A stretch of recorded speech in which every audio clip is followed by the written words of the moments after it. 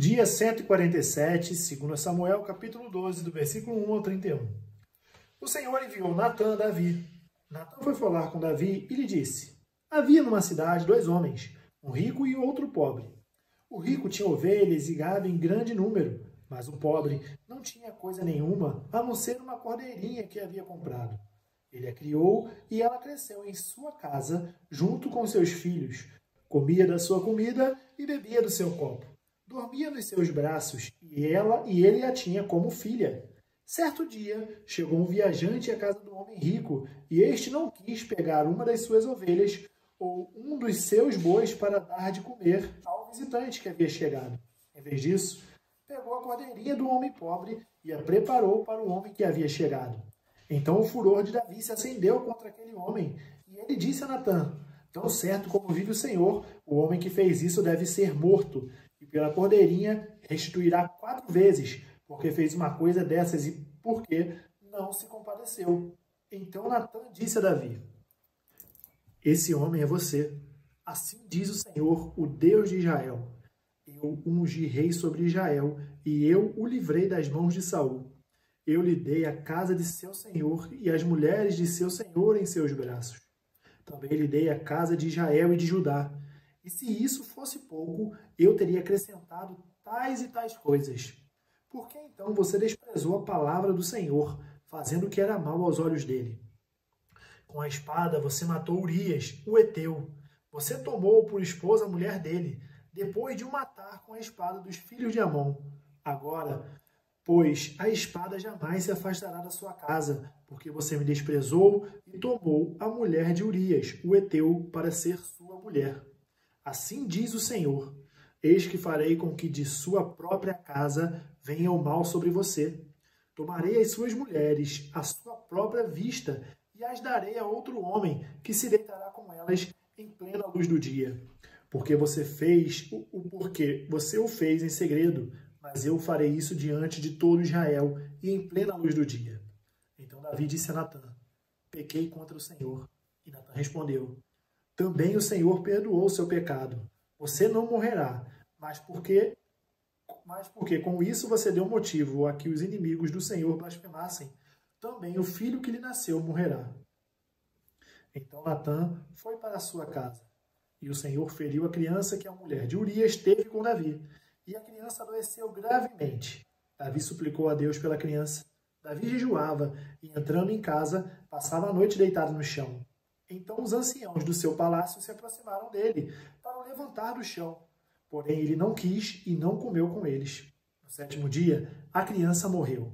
E os servos de Davi ficaram com medo de informá-lo de que a criança estava morta, porque diziam: Quando a criança ainda estava viva, falávamos com ele, mas ele não dava ouvidos à nossa voz. Como então vamos dizer a ele que a criança morreu? Poderá fazer alguma loucura. Mas Davi notou que os seus servos cochichavam uns com os outros e entendeu que a criança havia morrido. Então perguntou: A criança morreu? Eles responderam: Morreu. Então Davi se levantou do chão, lavou-se, ungiu-se, trocou de roupa, entrou na casa do Senhor e adorou.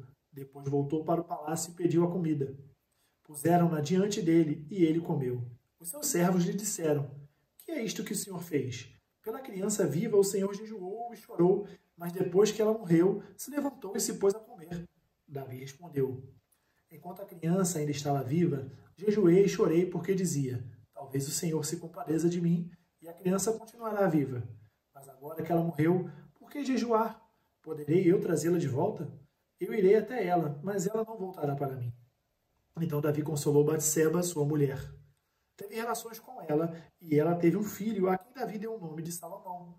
E o Senhor o amou. Davi o entregou nas mãos do profeta Natã, e este lhe chamou Jedidias, por causa do Senhor.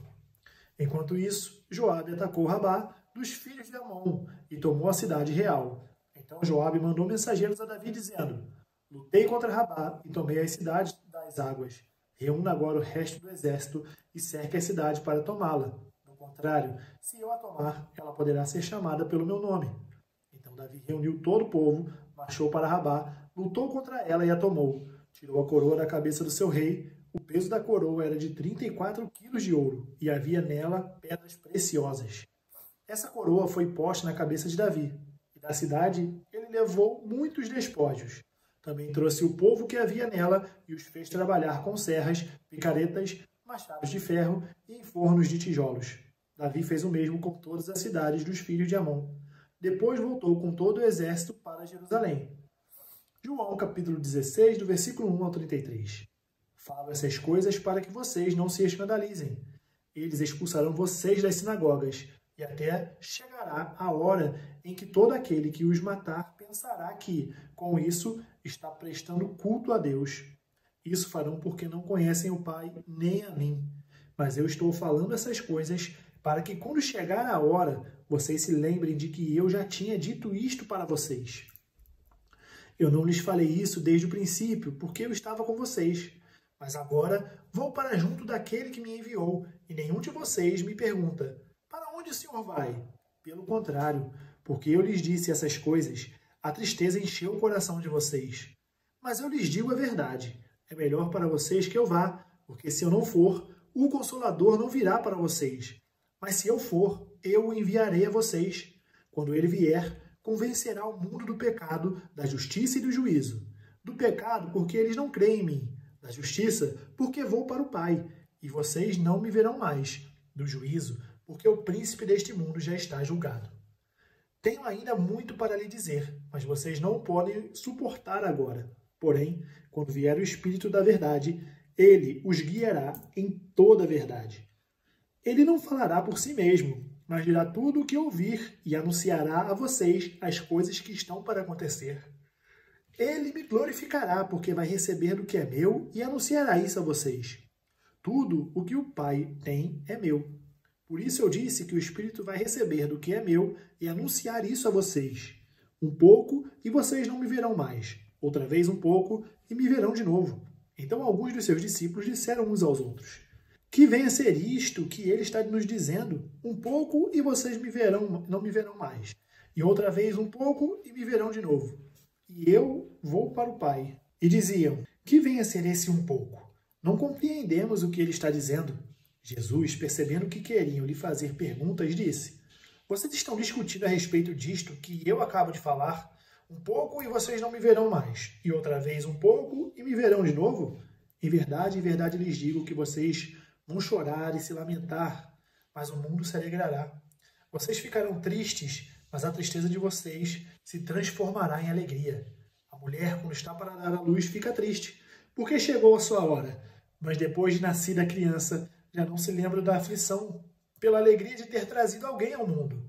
Assim também, agora vocês estão tristes, mas eu os verei outra vez, e o coração de vocês ficará cheio de alegria, e ninguém poderá tirar essa alegria de vocês.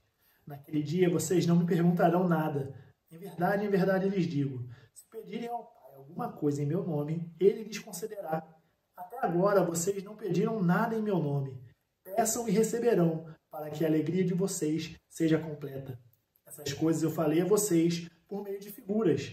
Vem a hora em que não falarei mais por meio de figuras, mas falarei a vocês claramente a respeito do Pai. Naquele dia, vocês pedirão em meu nome. Eu não lhes digo que pedirei ao Pai em favor de vocês, porque o próprio Pai os ama, visto que vocês me amam e creem que eu vim da parte de Deus. Vim do Pai e entrei no mundo, mas agora deixo o mundo e vou para o Pai.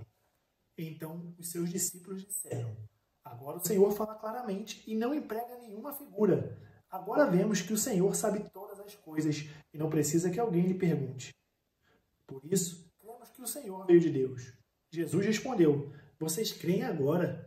Eis que vem a hora, e já chegou, em que vocês serão dispersos, cada um para a sua casa, e vocês me deixarão sozinho. Mas não estou sozinho, porque o Pai está comigo. Falei essas coisas para que em mim vocês tenham paz. No mundo vocês passam por aflições, mas tenham coragem. Eu venci o mundo. Salmos capítulo 119, do versículo 65 a 80. Tem sido bom para o teu servo, Senhor, segundo a tua palavra. Ensina-me bom juízo e conhecimento, pois creio nos teus mandamentos. Antes de ser afligido, eu andava errado, mas agora guardo a tua palavra. Tu és bom e fazes o bem. Ensina-me os teus decretos. Os soberbos têm forjado mentiras contra mim, mas eu guardo de todo o coração os teus preceitos. O coração dele se tornou insensível, como se fosse de sebo. Mas eu me alegro na tua lei. Foi bom que eu tivesse passado pela aflição, para que aprendesse os teus decretos. Para mim vale mais a lei que procede da tua boca do que milhares de peças de ouro ou de prata.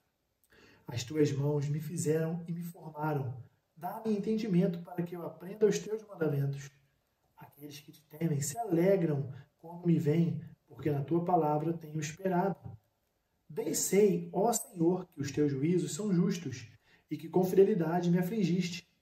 Que a tua bondade me sirva de consolo, segundo a palavra que deste ao teu servo.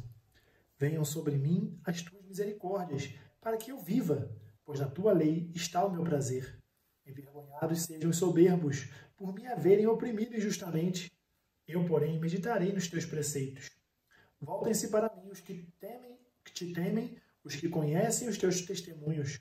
Seja o meu coração irrepreensível nos teus decretos, para que eu não seja envergonhado.